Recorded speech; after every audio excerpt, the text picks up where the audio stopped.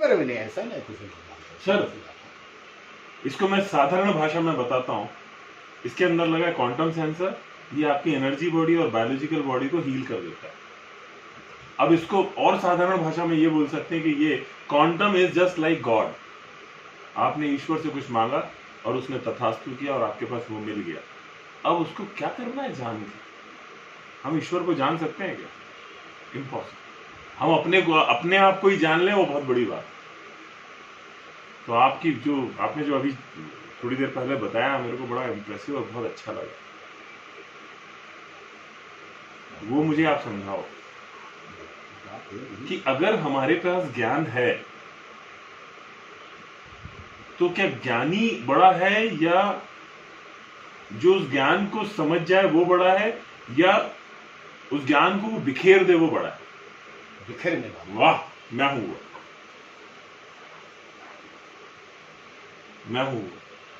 Sir इस ज्ञान को मुझे नहीं मालूम है कैसे काम करता है। मेरे लिए काम करता है, मेरे परिवार के लिए काम करता है, मेरे नियर एंड डियर के लिए काम करता है, मेरे उन लोगों के लिए काम करता है जिनको मैं कभी मिला ही नहीं है।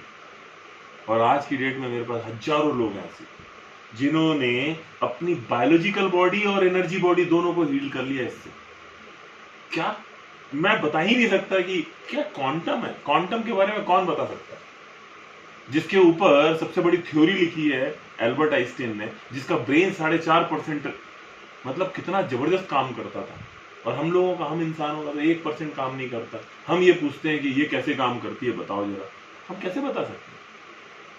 हम तो ये करते हैं बस इसको बिखेर दो, या हाथ में आ गया है जादू की छड़ी, सब हर इंसान को दे दो, चाहे वो गरीब हो, अमीर हो, रईस हो, छोटा हो, बड़ा हो, काला हो, गोरा हो, सबको डाल दे दो।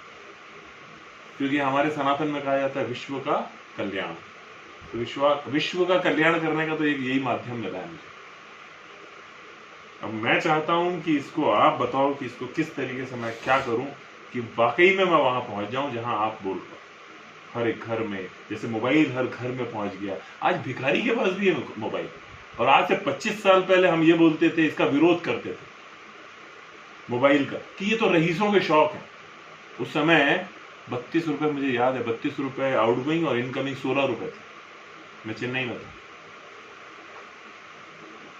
आज वो हर घर में पहुंच गया है। अगर मैं उस समय बोलता कि ये जो मोबाइल है आपका कीपैड वाला 25 साल पहले, कि इस कीपैड वाले मोबाइल में आने वाले टाइम पे आप वीडियो कॉलिंग कर सकोगे, मल्टीपल शहर के लोगों से एक साथ बात कर सकोगे लाइव, तो लोग मुझे बोलते बेवकूफ बना रहे हैं। कुछ तो ये बोलते कि मार्केटिंग का एक्सपर्ट है, तो ये सब बातें करने का ये एक्सपर्ट है। लोग केवल ये सेंटेंस बोल के अपने आप को टेक्नोलॉजी से दूर कर लेते हैं।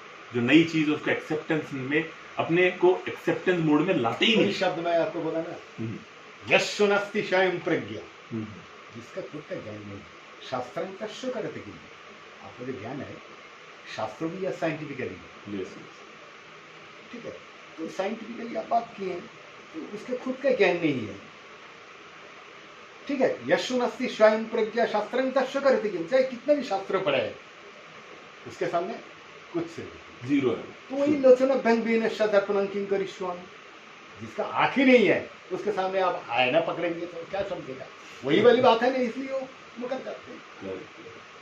पर मैं तो बोलता हूँ सर, ये जो डिवाइस है ये मिलते ही उसको जिसके कर्म अच्छे होते हैं, कार्मिक अकाउंट जिसका बहुत अच्छा होता है, मेरा ये मानना है। इसीलिए मैं इसको बेचता नहीं हूँ, because I am not a salesman, I am a messenger of happiness. मैं लोगों को खुशियां बांट रहा हूँ, आप इसको सबको बताता हूँ। जिसकी बुद्धि में आएगा, इसका मतलब है कि इसके साथ वो इंटेगल्ड हो रहा है। क्वांटम जो हो रहा है वो इंटेगल्ड हो रहा है, और जिसके साथ इंटेगल्ड हो रहा है उसके ही तो कर्म अच्छे। क्योंकि हर टेक्नोलॉजी का, हर चीज का आदमी सबसे पहले लॉजिकली सोचता है और उसका विरोध करता है तो मैजिकल चीज, पर every magic is having logic. Her magic में लॉजिक होता है। जो चीज समझ में नहीं आती उसको हम मैजिकल बोलते हैं, लेकिन उस मैजिक के पीछे भी लॉजिक होता है, वो हमको मालूम नहीं होता, इसीलिए हम उसको मैजिक कहते हैं। यस, तो एवरीथिंग इज मैजिक। आज हम मिल रहे हैं, ये भी एक मैजिक है, लेकिन ये भी ऑलरेडी प्लान्ड है और ये चीज हो चुकी है। आज आपको और मुझे एक्सेस एक साथ मिल गया, इसीलिए हम उस समय में, यही योगानंद परमहंस ने कहा था 1940 में कि आने वाले टाइम पे लोग इलेक्ट्रॉनिक गैजेट के माध्यम से अपने आप को हील करेंगे, कुछ फ्रिक्वेंसीज लेंगे, कुछ वाइब्रेशंस लेंगे और अपने आप को हील कर लेंगे। ये तो युग शुरू हो गया। इसका मतलब योगानंद परमहंस ट्रैवल भी करते थे वक्त को, और वो इस समय भी हैं, उस समय भी हैं। ना ये पास्ट है ना फ्यूचर है, ये है सिर्फ और सिर्फ प्रेजेंट, क्योंकि हमको एक्सेस मिला है सिर्फ प्रेजेंट का। तो ये सर, ये अद्भुत और चमत्कारी है, इसके लिए ना कुछ बोल नहीं सकते, इसको तो सिर्फ लोगों को इस्तेमाल करना चाहिए। कुछ लोग बोलते हैं कि इसकी कीमत ज्यादा है, मैं बोलता हूं हाँ कीमत ज्यादा है क्योंकि ये कीमती है। कम से कम ये तो नहीं बोल रहे कि ये महंगा है, महंगे और कीमती होने में फर्क है, जमीन और आसमान का फर्क है। महंगा तो उसके लिए पैसे से अगर मोल किया जाए तो महंगा है, लेकिन अगर इसकी कीमत से मोल किया जाए तो ये कीमती, अनमोल है। कीमती चीज तो सर अनमोल होती है।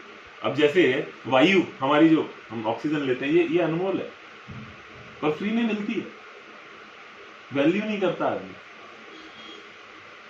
सर इसी की ऑक्सीजन की कीमत अगर डिसाइड कर ली जाए, अभी देखिए ना 2019 में क्या हुआ था, जब ये कोविड आया तो सिलेंडर कैसे बिक रहे थे ऑक्सीजन के,